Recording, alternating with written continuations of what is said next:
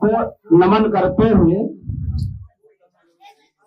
संविधान निर्माता बाबा साहब डॉक्टर भीमराव अंबेडकर,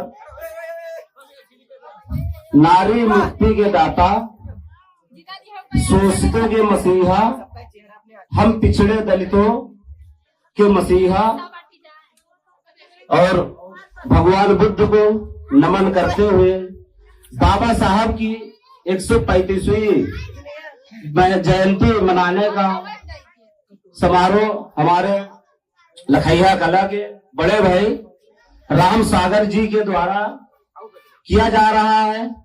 मैं उनको अपने दिल की गहराइयों से हार्दिक स्वागत एवं अभिनंदन करता हूँ। दोस्तों, जो आप लोग हैं, हमारी माताएं बहनें व बड़े भाइयों व पिता तुल्य बुजुर्ग बैठे हुए हैं, आप सभी सहयोग से ये समारोह का आयोजन राम सागर जी के द्वारा किया जा रहा है। इसके लिए मैं आप सभी लोगों को भी धन्यवाद करना चाहूंगा।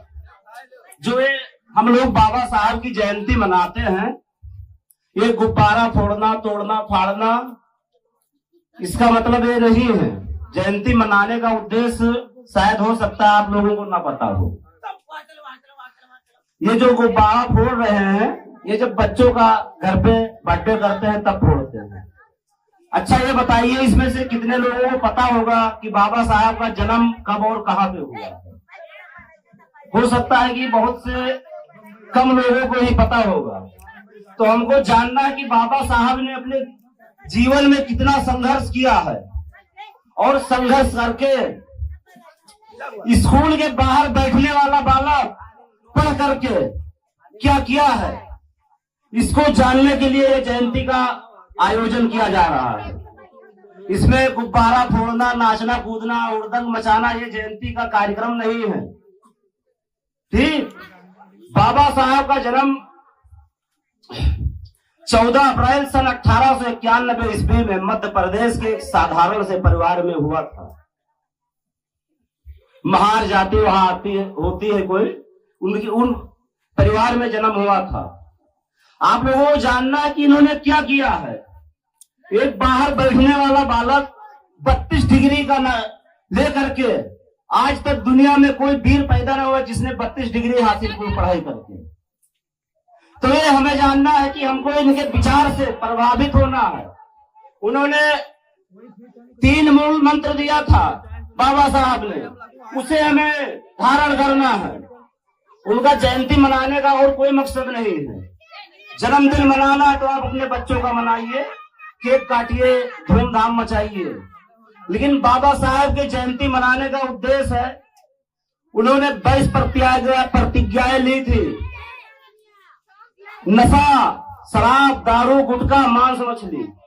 उन्होंने 3 मूल मंत्र दिया था, शिक्षित बनो, संगठित रहो, संघर्ष करो। और जो व्यक्ति पूरे दुनिया में, भारत का ही नहीं विश्व का जो व्यक्ति ये 3 मूल मंत्र अपना लिया, उससे शक्तिशाली कोई नहीं है। दोस्तों, यार बहुत से कम लोगों ने ये मंत्र अपनाया होगा, शिक्षित बनो, संगठित रहो, संघर्ष करो। लेकिन अमेरिका ने सबसे पहले ये मूल मंत्र बाबा साहब का अपनाया था, जो आज पूरे दुनिया में तहलका मचा रखा है अकेले अमेरिका ने। हमें ये मूल मंत्र अपनाना है। बच्चे को सबसे पहले शिक्षा की ओर ढकेलना है। जब बच्चा शिक्षा ग्रहण करेगा तभी वो संगठित होगा, और जब संगठित होगा तभी संघर्ष कर पाएगा। अकेले कोई कुछ नहीं कर सकता है, एकता में ही बल है। आप लोग जयंती मनाइए, धूमधाम से अच्छे से प्रोग्राम करिए, उनके विचार को बताइए कि उन्होंने क्या किया लाइफ में। 32 डिग्री आज तक पूरे विश्व में कोई महापुरुष ऐसा नहीं है कि जिन्होंने 32 डिग्री हासिल की हो। और सबसे बड़ी बात कि उन्होंने ऊंच नीच भेदभाव को खत्म करने का काम किया था। चाहे वो ओबीसी की महिलाएं हो, चाहे वो दलित समाज की महिलाएं हो, और चाहे मुस्लिम समाज की महिलाएं हो, और या कोई ब्राह्मण की महिलाएं हो। 1947 से पहले किसी को शिक्षा ग्रहण करने का आदेश नहीं था। कितनी महिलाओं को पता है कि हमको शिक्षा ग्रहण करने का आदेश नहीं था? ये बाबा साहब की बनी हुई संविधान जिसने बनाया है, तब शिक्षा का अधिकार किसी भी महिला हो, चाहे जिस धर्म की हो, तब शिक्षा का अधिकार महिलाओं को मिला था। इससे पहले नहीं मिला। ये आप लोगों को जानने की जरूरत है, चाहे हमारी माताएं बहनें हो या भाइयों हो। इससे पहले पता है कि राजा कैसे होता था? राजा पेट से पैदा होता था 1947 से पहले। भाई 1947 से पहले भारत का कोई प्रधानमंत्री का नाम बता सकता है? कोई राष्ट्रपति था? कोई मुख्यमंत्री था? जब 1947 को हमारा देश आजाद हुआ और हमारे मसीहा हमारे बाबा साहब भीमराव अम्बेडकर जी के द्वारा जब संविधान बनाया गया, तब बाबा साहब ने कहा कि राजा पेट से नहीं पैदा होगा, राजा अब जनता के वोट से पैदा होगा। चाहे वो ग्राम प्रधान और पंच से लेकर के सांसद, विधायक, प्रमुख, पंचायत, जिला पंचायत, बीडीसी कोई भी हो। क्या लगता है आपको, जो विधायक और प्रधान, सांसद यहाँ दौड़ दौड़ के मोहल्ला आते हैं, 1947 से पहले कितने लोग आते थे वोट मांगने हम लोगों से? सभी लोग बैठे हुए लगभग एक ही समाज के। बताओ, कोई बता सकते हैं 1947 से पहले हमारे देश के प्रधानमंत्री कौन थे?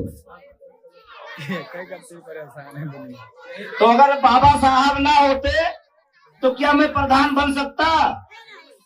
जो हमारी महिलाएं डॉक्टर, IAS, MBBS, टीचर बनी हुई है, किसी भी धर्म की हो, वो दलित की ही नहीं, OBC की समाज की नहीं, कोई भी धर्म की औरत हो, क्या वो डॉक्टर बन पाती? क्या वो विधायक बन पाती? जब चुनाव नहीं होता, राजा पेट से पैदा होता, तो चुनाव नहीं होता तो विधायक नहीं बनता, सांसद नहीं बनता, प्रधानमंत्री नहीं बनता। तो ये बाबा साहब ने हम सभी को दिया है, ये हमको याद करने की जरूरत है, इसके बारे में हमको चर्चा करना है। जयंती का उद्देश्य मनाने का यही है। और उन्होंने कहा था, बाबा साहब ने एक बात कही थी कि हमको दिल में बैठाने से कोई मतलब नहीं है, हमारा नाम लेने से भी कोई मतलब नहीं है। हमारे मिशन को तब पूरा कर पाओगे जब शिक्षित बनोगे, संघर्ष करोगे और संगठित रहोगे।